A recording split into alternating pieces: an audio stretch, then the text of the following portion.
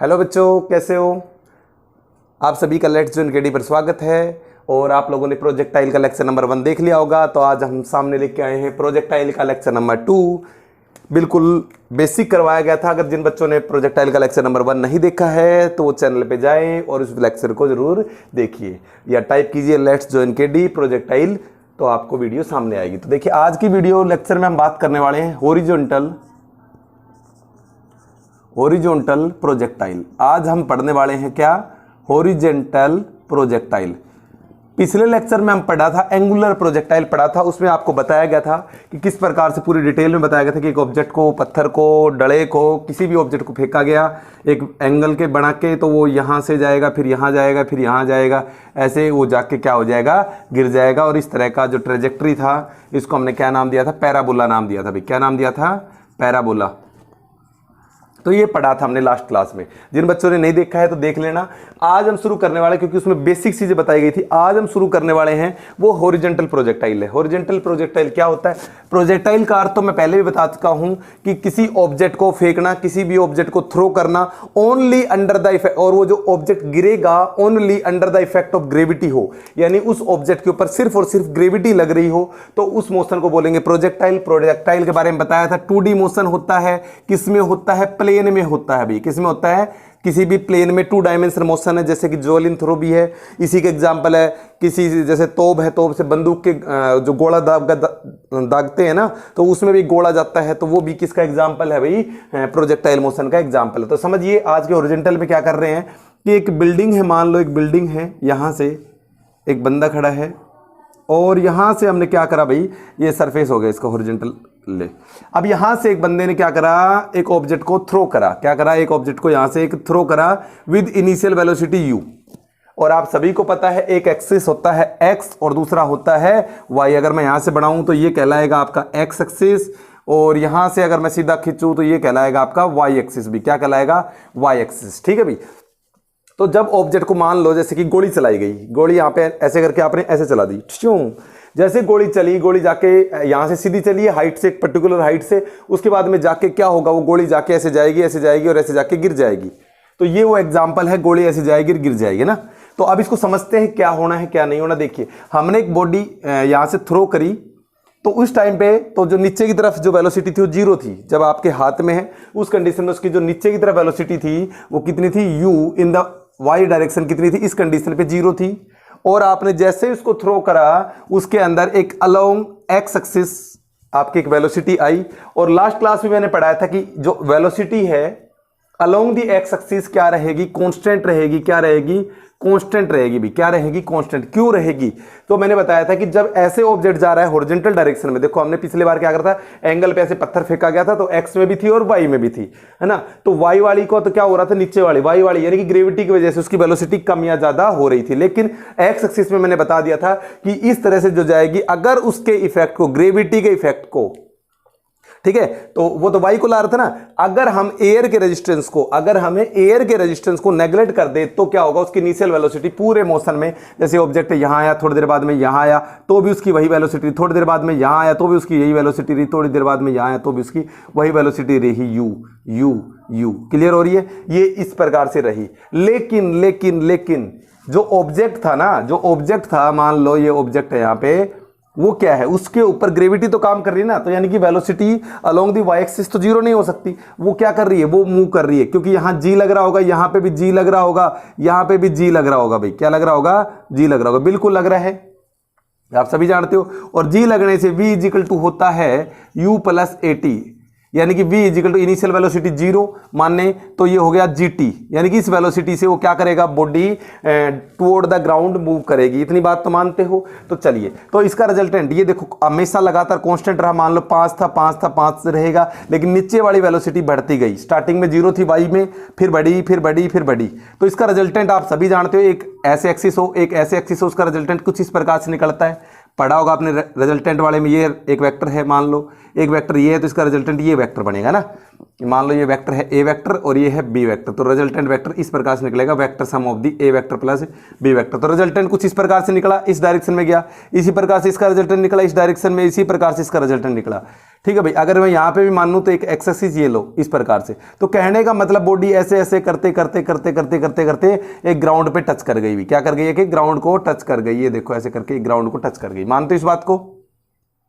और इसी वजह से कोई बॉडी नीचे की तरफ आती, क्योंकि लगातार उस पे वाई वाली डायरेक्शन में जी लग रहा है, जिसकी वजह से उसकी वेलोसिटी लगातार, जैसे ऑब्जेक्ट को हम ऊपर से गिराएंगे उसकी लगातार जब तक वो ग्राउंड पे पहुंचता है उसकी वेलोसिटी क्या होती रहेगी, इंक्रीज होती रहती है हमेशा। ये रूल याद रखना है कि हमेशा। लेकिन जो आपने हॉरिजॉन्टल डायरेक्शन दी थी वो कांस्टेंट रहेगी जो स्टार्टिंग में दी थी, अगर एयर के इफेक्ट को कैंसिल कर दिया जाए तो। ये प्रोजेक्टाइल मोशन था, कुछ इस प्रकार से प्रोजेक्टाइल बन जाता है। इतनी बात आपको समझ में आ गई होगी। अब ये पाथ आपको दिख रहा है तो आप बोलोगे सर ये तो पैराबोला ही पाथ है। बिल्कुल पैराबोला पाथ है, पैराबोलिक पाथ है। इसको हम प्रूफ भी करने वाले हैं, अब इक्वेशन बनाएंगे। तो देखिए भाई सुनिए अब कैसे प्रूफ करेंगे। तो सबसे पहले हमने कहा था मोशन दो डायरेक्शन में हो रहा है, एक एक्स एक्सिस में भी एक वाई एक्सिस में भी।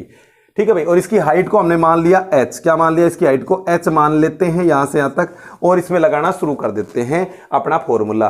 तो पहले हम s निकाल लेते हैं। s इज इक्वल टू होता है ut plus half a t square. क्या निकाल लेते हैं? s is equal to ut plus half a t square. ये फॉर्मूला लगाएंगे हम किस डायरेक्शन के लिए? x एक्सिस के लिए लगाएंगे, फिर हम y एक्सिस पे भी चलेंगे। ठीक है ना भाई। तो ट्रेजेक्ट्री को निकालने के लिए, जो ट्रेजेक्ट्री है उसको निकालने के लिए, ट्रेजेक्ट्री को निकालने के लिए हम इक्वेशन लगा रहे हैं s is equal to ut plus half a t square. s मतलब डिस्प्लेसमेंट, किसके अलोंग?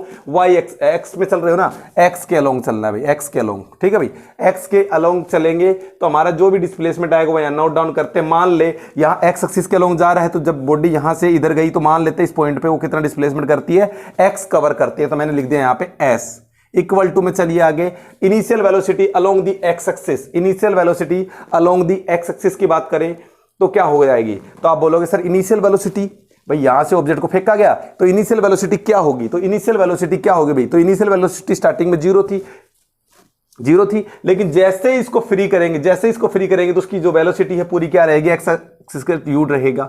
टाइम मान लो यहां से यहां पहुंचने में टाइम लगा होगा t, तो मैं यहां पे t मान लेता हूं। 1/2 एक्सेलरेशन अलोंग दी एक्स एक्सिस, तो मैंने आपको पहले भी बताया था एक्स एक्सिस के अलोंग कोई भी एक्सेलरेशन नहीं होगा। क्या होगा? कोई भी एक्सेलरेशन नहीं होगा, क्योंकि अलोंग दी वाई एक्सिस होता है तो ये हो जाएगा जीरो। तो यानी कि जीरो को टी से करेंगे स्क्वायर तो ये हो जाएगा कैंसल आउट। तो हमारे पास एक्स की वैल्यू आ गई यू टी, यानी कि टी की वैल्यू आ गई एक्स बाई यू। इतनी बात आपके दिमाग में फिट हो गई होगी। इक्वेशन नंबर 1 ये था एक्स एक्सिस के लिए। इसी प्रकार से हम चलेंगे वाई एक्सिस पे, ध्यान से समझते चलिए। वाई एक्सिस के लिए इक्वेशन लगाएंगे, एक्सिस के लिए बात करें तो क्या होगा भाई? वही इक्वेशन हो जाएगी s is equal to u t plus half a t का स्क्वायर। बिल्कुल समझ में आ रहा होगा, s is equal to u t plus half a t square. अब क्या हो रहा है देखो, y के अलोंग लेना है, displacement along the y axis कितना होगा? तो y अलोंग जो डिस्प्लेसमेंट होगा y के अकॉर्डिंग कितना हो जाएगा? वापस जहां चली थी ना, अब ये क्या आगे ग्राउंड पे आ गई, लेकिन ये h कवर हुआ है। क्या कवर है? h। लेकिन आपको क्या लेना है? माइनस का h लेना है। क्या लेना है भाई? माइनस का।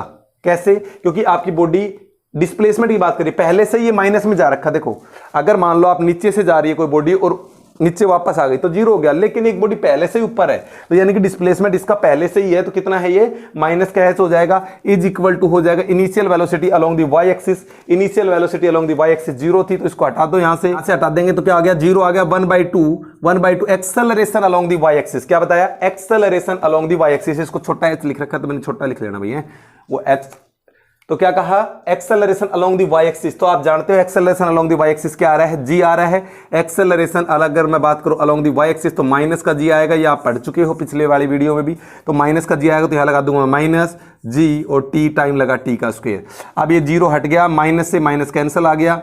ठीक है भाई, तो हमारे पास जो value I h is equal to आ गई 1/2 जी टी का स्क्वायर। भाई कितना आ गया? h is equal to 1/2 g t का स्क्वायर। इतनी बात समझ में आ गई। अब t की वैल्यू यहां पुट करते हैं तो देखिए क्या आ जाएगा? h इज इक्वल टू क्या आ जाएगा? h is equal to 1/2 g, t की वैल्यू है ये तो x का स्क्वायर अपॉन में u का स्क्वायर। अगर मैं यहां से देखूं तो h is equal to 1/2 g by u का स्क्वायर इनटू में x का स्क्वायर। भाई क्या आ गया? x, क्योंकि g constant, initial velocity constant, तो हम कह सकते हैं ये क्या है? कांस्टेंट। अब मैं इस इक्वेशन को कंपेयर करूं y is equal to m x square से, y is equal to m x square. अगर आप इस h को h नहीं लेना चाहते तो यहाँ पे y एक्सिस के लिए ले रहे थे, जैसे हमने x लिया था, तो आप ज्यादा दिक्कत आ रही है तो आपको y भी ले सकते हो, क्योंकि अभी आप एक्सिस के अलोंग चल रहे हो तो यहां से आप क्या ले सकते हो, वाई भी ले सकते हो, एच लोगे तो भी कोई दिक्कत नहीं है, क्योंकि मैं इक्वेशन से कंपेयर करवा रहा हूं इसलिए बता रहा हूं। ट्रेजेक्ट्री के लिए इक्वेशन है, पैराबोला पाथ के लिए इक्वेशन हो गई y इजिकल टू mx का स्क्वायर। जब आप कंपेयर करोगे तो ये हो गया y is equal to k x का स्क्वायर। तो देखिए आप, ये देखिए एक्स स्क्वायर वाई इक्वेशन दिख रही है आप लोगों को, तो बिल्कुल पैराबोला की इक्वेशन को वेरीफाई कर रही है। तो इसका मतलब हम कह सकते हैं कि ये जो ट्रेजेक्ट्री है इसकी कैसा है भाई, पैराबोला है। कैसा है इसकी ट्रेजेक्ट्री है, वो पैराबोला है। आई होप आपको ये बात समझ में आ गई होगी। बिल्कुल एक एक चीज आपको कवर करवा दी गई है, इसमें क्या है क्या नहीं है। अब हम बात करेंगे इसके आगे की, कि अब ये पाथ को जब ये ट्रेवल करेगा तो इसमें टाइम पीरियड कितना लगेगा, क्योंकि मुझे टाइम भी निकालना पड़ेगा, मुझे यहां से यहां तक की रेंज भी निकालनी पड़ेगी जो पिछली बार निकाली थी। इसी प्रकार से सारी चीजें हम निकालेंगे। चलिए स्टार्ट करते हैं वन बाय वन। सबसे पहले हम बात करेंगे, पहले इसको हम इरेज कर देते हैं। तो इतनी बात आपको अच्छे से समझ में आ गई होगी। वीडियो को लाइक भी करते रहना भाई, ठीक है। जो भी बच्चे देख रहे हैं, जो नया है चैनल को सब्सक्राइब जरूर कर लें, ताकि ऐसी वीडियो आपके पास मिलती रहे। जो भी टॉपिक आपको नहीं आता है उसका एक बार कमेंट कर दिया करो, उस टॉपिक के एक अलग से टॉपिक पे एक वीडियो बना दी जाएगी। चलिए भाई, तो चलते हैं। अब बात आती है सबसे पहले नंबर पे हम निकालेंगे टाइम ऑफ फ्लाइट। क्या निकालेंगे भाई, टाइम ऑफ फ्लाइट। याद रखना है ये कौन सा प्रोजेक्टाइल है, हॉरिजॉन्टल प्रोजेक्टाइल है। जब किसी ऑब्जेक्ट को ऊपर से इस प्रकार से फेंका जाता है, या हम कह सकते हैं कि बिल्डिंग पे खड़े हुए हैं, बिल्डिंग पे खड़े होकर हम कोई पत्थर फेंक रहे हैं, है ना। पहले हम एंगल ऐसे बना के फेंक रहे थे कोई एंगल पे, अब क्या कर रहे हैं, सिंपल ऐसे ऑब्जेक्ट को फेंक रहे हैं। और आप सभी जानते हो जब ये जाएगा ऑब्जेक्ट तो ऐसे गिरेगा, ठीक है। तो वो पाथ पैराबोला होता है। तो टाइम ऑफ फ्लाइट निकालेंगे भैया, टाइम ऑफ फ्लाइट यानी कितनी देर तक हवा में रहा। तो वही बात है, इसमें हम कौन से कंपोनेंट लेंगे। देखो टाइम ऑफ फ्लाइट निकालने के लिए हमने पिछली बार भी दो इक्वेशन ली थी, v is equal to u plus a t, और एक ली थी s is equal to u t plus half a t square. तो मैं वही इक्वेशन ले लेता हूँ, s is equal to u t plus half a t का स्क्वायर। भाई सिंपल यही इक्वेशन ले लेता हूँ। और टाइम ऑफ फ्लाइट के लिए मैंने कहा था कि हमेशा y वाली डायरेक्शन को लेना है, y एक्सिस को लेना है, ठीक है भाई। y वाली को लेना है क्योंकि टाइम y की डिपेंडेंस है, तो y वाला लेना है, x वाला नहीं लेना है टाइम के लिए, क्योंकि टाइम y पर डिपेंड कर, जब तक y एक्सिस में ऑब्जेक्ट है तब तक टाइम चल रहा है ना। चलिए तो देखिए, s along the y axis की बात करें तो माइनस का h मैंने आपको पहले बताया। अब इस बार मैं h ही लूंगा क्योंकि y नहीं ले रहा। पिछली बार मुझे ट्रेजेक्ट्री दिखाना था, पाथ दिखाना था x एक्सिस और y एक्सिस का, इसलिए वहां पे y को पुट कर दिया था मैंने बाद में। चाहो तो आप s भी कर सकते हो, उससे कोई फर्क नहीं पड़ेगा। उसके बाद में बात करते हैं इनिशियल वेलोसिटी अलोंग दी y एक्सिस। अगर मैं इनिशियल वेलोसिटी बात करूं y एक्सिस के तो रहेगी जीरो। क्या रहेगी, जीरो। तो इसको हटा दो, माइनस का 1/2 और एक्सेलेरेशन का हो जाएगा g, क्लियर। और यहां पे आ गया t का स्क्वायर, टाइम लगा t, माइनस से माइनस कट गया, टी स्क्वायर इजिकल टू आया 2, इधर जाएगा तो h, और ये मल्टीप्लाई में तो डिवाइड में, ठीक है भाई। तो t इजिकल टू आ गया 2h/g। पिछली बार कुछ और आया था, आप सभी को याद होगा, टाइम पीरियड का फॉर्मूला था 2u sin थीटा अपॉन में g। ये फॉर्मूला हुआ करता था पहले, 2u sin थीटा अपॉन में g, ठीक है भाई। तो यहां से एक रूट और लगा लेना। अब देखिए भाई, टी स्क्वायर था ना तो रूट आ जाएगा। अब एक बात बताऊं, मैं आपको बोल देता कि एक ऑब्जेक्ट है उसकी वेलोसिटी ये है, ठीक है भाई, और वो इतनी हाइट से फेंका गया है। एक ऑब्जेक्ट है उसकी वेलोसिटी जो भी दे दी जाए, तो मैं पूछ रहा हूं इनिशियल वेलोसिटी जो मैं देता हूं कितने टाइम बाद में गिर जाएगा, तो डिपेंड करेगा उसकी हाइट पे और जी पे। अगर मान लो वो 20 मीटर की हाइट पे होता, मान लो 20 मीटर की हाइट पे होता तो कितना हो जाता भाई, root over of h 2 into में एच की जगह लिख देंगे 20 अपॉन में जी ले लेते हैं 10। तो कितना आ गया भाई 20/2 2 जा 4, तो यानी कि 40/10 डिवाइड कर देंगे तो कितना आ जाएगा भाई 2 आंसर आ जाएगा। यानी कि 2 सेकंड के अंदर वो क्या हो जाएगा, ऑब्जेक्ट नीचे गिर जाएगा। तो यानी कि टाइम पीरियड हाइट पे डिपेंड कर रहा है और ग्रेविटी पे डिपेंड कर रहा है। इनिशियल वेलोसिटी पे इसमें कोई भी इफेक्ट नहीं है जब आप ऑब्जेक्ट को ऊपर से फेंक रहे हो। तो क्लियर हो गई, तो आप ये देख सकते हो। उसके बाद में अगला जो टॉपिक हमारा रहेगा वो रहेगा रेंज के लिए। भाई क्या रहेगा, रेंज। अब रेंज निकालेंगे कि ऑब्जेक्ट कितनी दूर गिरेगा। जब आपने किसी इनिशियल वेलोसिटी से फेंका, उसके बाद में कहीं ना कहीं जाके ऑब्जेक्ट गिरेगा, तो कितनी दूर गिरेगा उसके एक्सिस से, यहां से इस ओरिजिन से कितनी दूरी पर गिरेगा, ये ओ पॉइंट है, यहां से कितनी दूरी पर गिरेगा, उसको निकालने के लिए हम यूज करेंगे रेंज का। कौन सा, रेंज। तो बिल्कुल किसकी बात करेंगे भाई, रेंज, या इसको हम नाम दे सकते हैं हॉरिजॉन्टल रेंज। भाई हॉरिजॉन्टल रेंज, क्योंकि रेंज है ना, यहां से लेकर ऑब्जेक्ट को यहां तक ले जाने की जो डिस्टेंस है उसको रेंज कहते हैं ना। तो रेंज। अब बात करते हैं रेंज निकालने के लिए फॉर्मूला कौन सा लगाना है, तो वही है s is equal to u t plus half a t का स्क्वायर। समझ रहे हो, h is equal to u t plus half a t square. अब मुझे कौन सा कंपोनेंट लेना है, एक्स एक्सिस लेना है या वाई। तो मैंने रेंज किस में है, एक्स में है ना। तो आपको याद रखना है कि हमेशा ओरिजेंटल रेंज के लिए पिछली बार भी बताया था एक्स एक्सिस ही लेना है। अब बात करते हैं इसके अलोंग। देखो S along the x axis, x axis के अलोंग आपका ऑब्जेक्ट कहां तक जाएगा, मान लो जो भी रेंज आएगी उसको हम रिप्रेजेंट करेंगे आर से, तो आर ही निकालनी है। चलिए, initial velocity along the X axis, initial velocity की बात करते हैं along the X axis, you x you x you x you x constant है, यानी कि u, तो u ही लिख लो, टाइम के लिए t मान लो प्लस 1/2। अब बात करते हैं acceleration along the X axis की। Acceleration along the X axis कितना है, तो आपको याद रहना चाहिए acceleration along the X axis क्या है। Acceleration along the X axis कितना है, 0, क्योंकि acceleration along the Y axis तो माइनस का g था, लेकिन उसके लिए कितना है 0, तो यहां लगाइए 0 और t का स्क्वायर। अब आपके पास वैल्यू आ चुकी r is equal to ut, क्योंकि ये तो मल्टीप्लाई करते 0 हो जाएगा। अब आपको टाइम पीरियड चाहिए, तो टाइम निकालने के लिए मैंने आप थोड़ी देर पहले ही निकाला था, t क्या था √2h/g। मैंने आपको अभी बताया t इज इक्वल टू क्या था 2h/g। जैसे आपको नहीं बताया था कि एक बॉडी को फेंका गया है 20 मीटर की हाइट से, ग्रेविटी 10 हो गई थी, तो हमने निकाला था t इज इक्वल टू कितना आया था √220 हाइट इंटू में कितना आ गया जी 10। आप कहोगे सर माइनस में नहीं लिया, तो माइनस में आप लगा के मैंने सोल्व करके लाया हुआ है, तो डायरेक्ट आप देख सकते हो जी माइनस में आएगा, हाइट भी माइनस में आएगी, क्योंकि ऊपर की तरफ जा रही है ना, हाइट भी क्या आएगी माइनस डिस्प्लेसमेंट, तो इसलिए ये सारा 0 होना था, माइनस से माइनस कट जाएगा, 0 0 4 हो गया, तो टाइम आया था 2। टाइम कितना आया था भाई 2, याद होगा आप लोगों को, टाइम कितना आया था 2।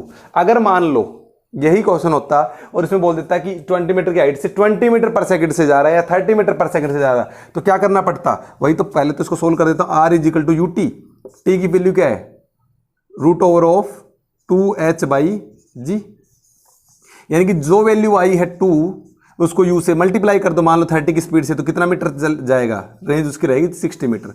तो यानी कि जब आपकी रेंज आएगी वो किस दो चीजों पे डिपेंड कर रही है, किस पे, जी तो कांस्टेंट है, हाइट, कितनी हाइट से आप फेंक रहे हो, किस वेलोसिटी से आप इनिशियली इसको फेंक रहे हो, जितनी ज्यादा वेलोसिटी होगी उतना ही आपकी रेंज ज्यादा होगी। आई होप आपको ये सारी चीजें क्लियर होगी होंगी। विद में छोटा सा ये हिंट के लिए वैल्यू इसीलिए लगा रहा हूं एक न्यूमेरिकल टाइप में, ताकि आपको कोई दिक्कत ना आए भाई, ठीक है। चलिए अब अगला जो टॉपिक हमारा रहेगा वो क्या रहेगा, वो सुनिए ध्यान से। वो रहेगा कि जब ऑब्जेक्ट गिरने वाला होगा, जब ऑब्जेक्ट गिरने वाला होगा तो उस कंडीशन में उसकी वेलोसिटी क्या रहेगी, ठीक है भाई। तो अब वेलोसिटी जैसे मान लो इस पॉइंट पे मुझे निकालनी है, किसी भी पॉइंट पे, तो मैं निकालूंगा अभी रिजल्टेंट वेलोसिटी। क्या निकालूंगा, रिजल्टेंट वेलोसिटी। क्या निकालूंगा भाई, रिजल्टेंट वेलोसिटी, बिल्कुल रिजल्टेंट वेलोसिटी निकालने वाला हूं। अब ध्यान समझ लो, ये एक बॉडी है, इस डायरेक्शन में जा रही है, इस डायरेक्शन में इसकी वेलोसिटी है u along the X axis. एक नीचे की तरफ वेलोसिटी से भी जा रहा है u along the Y axis, initial velocity along the Y axis. Resultant कुछ इस प्रकार से निकल के आएगा, समझ रहे हो, रिजल्टेंट। और आपको पता है रिजल्टेंट कैसे निकालते हैं, यू एक्स का स्क्वायर प्लस यू वाई का स्क्वायर भाई के ऊपर √ओवर। याद नहीं आया, याद करिए वेक्टर वाला। सबसे पहले मैं इसका फॉर्मूला बनाने के लिए बताऊंगा आपको, फॉर्मूला क्या होता है। रिजल्टेंट निकालने का फॉर्मूला होता है मोड √ओवर ऑफ क्या था भाई, वी एक्स का स्क्वायर हो जाएगा प्लस वी वाई का स्क्वायर हो जाएगा plus 2vx we Y into में कोस थीटा। क्या था भाई, कोस थीटा। अब थीटा क्या है, वी एक्स और वी वाई के बीच में u ले लो, v ले लो, एक ही बात, आपकी मर्जी, जो मर्जी लो। तो मान लो ये v ले रहे हो तो v लेके चलो भाई, v ले लो भाई, ये लो v और ये हो गया v। दोनों के बीच में एंगल कितनी, theta is the angle between the vector. आपको पढ़ा चुका वेक्टर वाले चैप्टर में। तो 90 डिग्री का कोस 90 की वैल्यू क्या हो जाएगी, 0। कोस 90 की वैल्यू आप सभी जानते हो क्या होती है भाई, 0। तो ये खत्म हो गया, रिजल्टेंट निकल के आएगा कुछ इस प्रकार से, वी एक्स का स्क्वायर प्लस वी वाई का स्क्वायर, मॉडुलस निकल जाएगा रिजल्टेंट वेलोसिटी। अब बात आती है रिजल्टेंट, तो अपने को पता लग गया कि इस फॉर्मूले से निकलेगा। अब वैल्यू पुट करिए ना भाई, वी एक्स कितनी है, तो आप बोलोगे sir x velocity along the axis तो यू ही है पूरे रास्ते में, तो लिख देता हूं मैं यू। क्या लिखोगे, यू का स्क्वायर प्लस, प्रॉब्लम आती है वेलोसिटी वाई के निकालने के लिए, प्रॉब्लम आएगी वेलोसिटी वाई के अलोंग निकालने के लिए। वाई के अलोंग कितनी है, तो फॉर्मूला तो आपको याद होगा, v is equal to u plus 80। Velocity y वाली की बात हो रही, तो initial velocity along the Y axis तो 0 हो गई ना, तो v इज इक्वल टू कितनी आ गई, gt। बात समझ में आ गई, वेलोसिटी। तो यहां लिखेंगे जी टी का ऊपर स्क्वायर, ये रिजल्टेंट, यानी कि रिजल्टेंट जो आई। अब मैं पूछना चाह रहा हूं, देखो वेक्टर आपको याद होगा कुछ इस प्रकार से, एक रिजल्टेंट आया, फिर ये आया, फिर इसका रिजल्टेंट। तो हम निकालने के लिए, इसका रिजल्टेंट निकालने के लिए ये जो एंगल होता है उसको बीटा से रिप्रेजेंट करना चाह रहे थे, कि यानी कि जो रिजल्टेंट आया उसकी डायरेक्शन क्या होगी वो निकालना है। तो रिजल्टेंट की डायरेक्शन निकालने के लिए फॉर्मूला लगाना पड़ता है tan बीटा, आपको याद होगा। और tan बीटा के लिए आपको फॉर्मूला ज्यादा बताने की जरूरत नहीं है, एक मिनट। तो अब हमें निकालना है इसके बीटा की वैल्यू। बीटा की वैल्यू कैसे निकालोगे, tan का फॉर्मूला लगाइए, क्या होता है भाई, यहां लगा देता हूं मैं tan का फॉर्मूला, पंडित भर्तृहरि प्रसाद हर बोले। वैसे तो मैंने फॉर्मूला भी डायरेक्ट आपको बता रखा है, लेकिन मैं सीधा वैसे बता देता, tan से परपेंडिकुलर अपॉन में बेस। तो परपेंडिकुलर कैसे होगा, तो देखिए इसको मैं चेंज करता हूं थोड़ा सा इस वेक्टर को। तो अगर मैं चेंज करूं यहां पे, तो ये एक वेक्टर हो जाएगा इस प्रकार से, और एक हो गया, मान लो ये नीचे वाला था ना, इसको हम ऐसे ले आए, ये लो इस डायरेक्शन में, ये 90 डिग्री का एंगल बन गया और इसका रिजल्टेंट कुछ इस प्रकार से निकलेगा इस डायरेक्शन में।